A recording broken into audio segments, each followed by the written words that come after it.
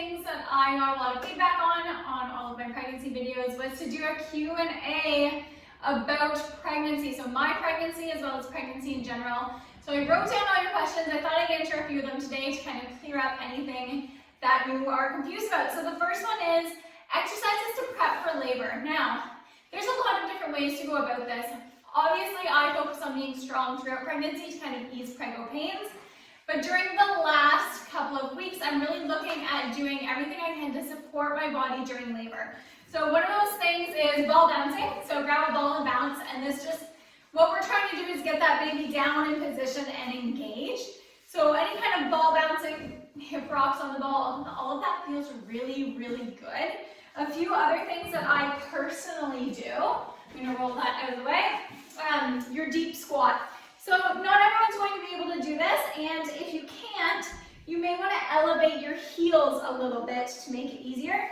You're looking on taking those feet outside your hips, driving your knees out, and you are trying to come down as low as you can with the weight still in your heels and hanging out. Again, this is just a great position, careful, to get the baby into that head down, engaged position. For me as well, I'm looking at really opening up those hips. So that deep squat is going to do that. I do a lot of tabletop rocks, so when you are in tabletop position, so hands and knees, your feet are wide, your knees are wider than your hips, and you're just pushing back and forth. Okay, it should feel good. If you want to make this a core exercise, you can elevate the knees a little bit, just watch the jolting of the belly. And then froggy rocks is another one I do, so taking the feet, taking the knees all the way out. I see. Keep your heels in line with your knees. And you're just going to hang out down here and rock nice and slowly. Okay, depending on what your personal, I have another guess. Go down.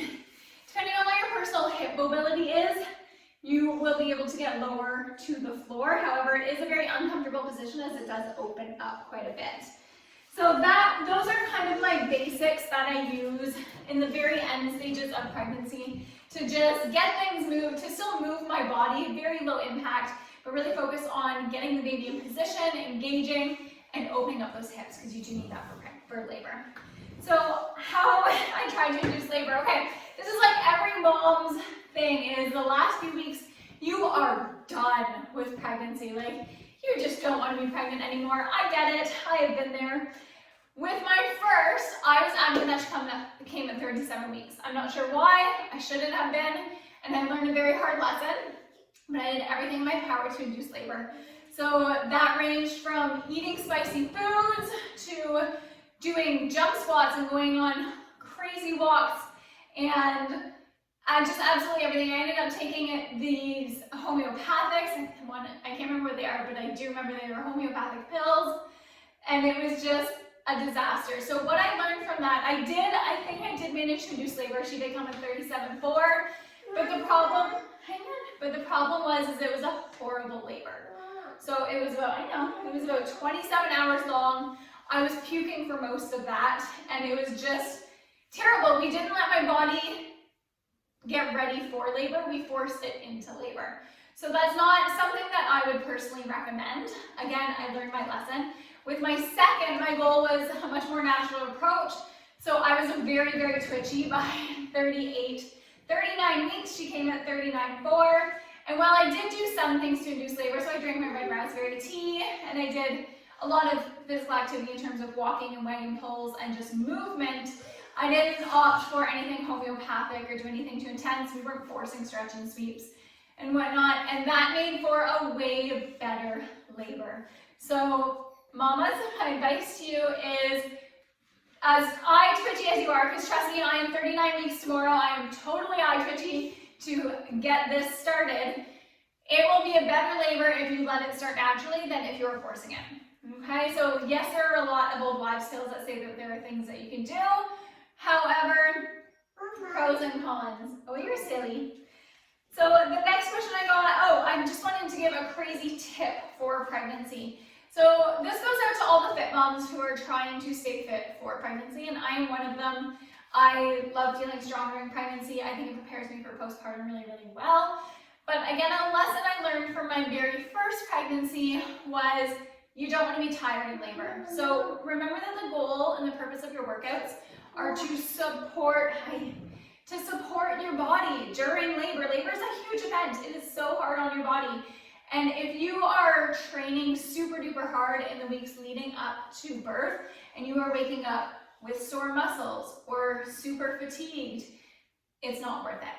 I went into my first labor, again, that horrible 27-hour-long labor, with super sore legs because I had done a crazy drop set back squat. I had done a crazy drop set back squat workout the day before. We couldn't keep labor going, so we had to walk a ton. Like, we must have walked up 30 flights of stairs that day. And all I remember saying is, I wish I hadn't trained legs the day before. So while I am all about fit pregnancy and I am about movement and staying strong during pregnancy, those final weeks, the goal isn't to slaughter your body, okay? Your body is doing enough. The goal is to support your body. The last thing you want in an endurance event is to be tired going into it, okay? So just keep that in mind. Again, my first two labors were very, very different. My first was very much so forced and very, very challenging. My body shut down. I ended up needing an epidural, and it was harder. Whereas my second was very, very fast. We waited until my body was ready for labor. I denied labor for the first 5 or 6 hours, thinking that it would stop, until finally my husband was like, "Can you call anybody, please?" So by the time we got to the hospital at 9:40, I had her at 12:50. It was very short. It was just way easier. We'll see what brings with this little one here. I'm very excited.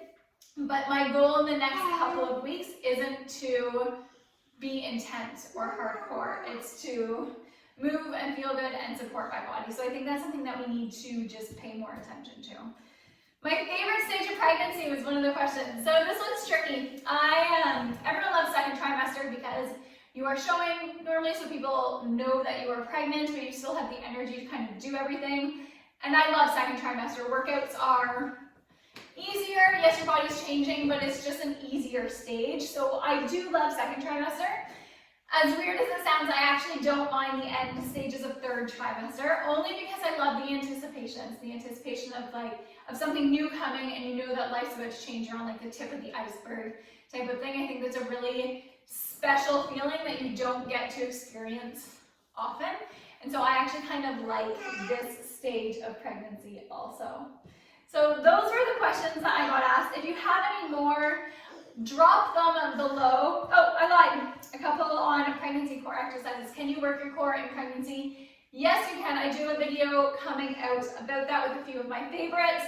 But just to list them off about demos here: loaded carries, Parloff presses, modified planks. The goal is going to be much more on engagement and, so again, supporting the growing belly than it is on being intense or doing your staples like hanging leg raises, dragonflies, and sit-ups, okay? So I think those were all the questions. If you have more, though, just drop them down below. I'd be happy to answer them in the comments. Again, 39 weeks tomorrow, so hopefully this babe is making an appearance soon, and I will keep you all posted.